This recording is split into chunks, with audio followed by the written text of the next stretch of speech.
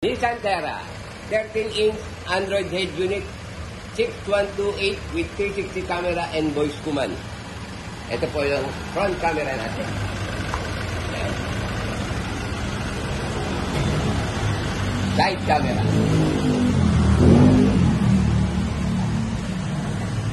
Rear camera.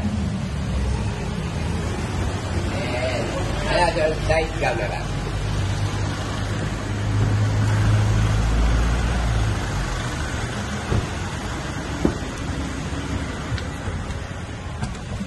(13-inch Android head unit with 360 camera. Ito po yung ating 13-inch 6GB RAM, 128GB ROM, 2K resolution po siya. Meron siyang 360 camera. Lipat lang po natin muna si Wi-Fi. Meron din po SIM card. Ayun, working po yung SIM card natin yan. Yan. So, ito po yung mga application. Ito po yung steering wheel working. Meron po siya. Ayan. So, yung source po natin, dedicated kay 360. Once na pinindot mo siya, lalabas po si 360 camera. Yan po yung ating 360. Okay. Ang 360 po natin ay merong auto trigger within 20 kph pababa po kapag ka nag-trigger tayo.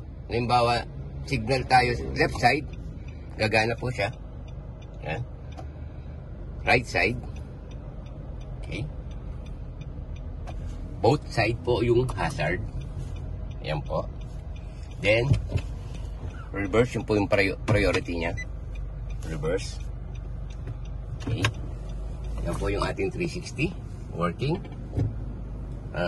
Application po natin. Meron siyang AI voice command. Meron din siyang Google Assist, Waze, Spotify, YouTube. Yan, may Play Store po siya. Pwede pang dagdagan yung ibang application kung gusto nyo. So, try po natin si AI voice command. Ito po, i-on lang natin. Yan. So, try lang natin yung ibang command. Ito po, kapisaduhin lang po natin yan. Open the radio. Volume down. Volume up. Screen off. Screen on. So, yan po yung ibang command niya. Pag hindi natin gagamitin, off lang po natin.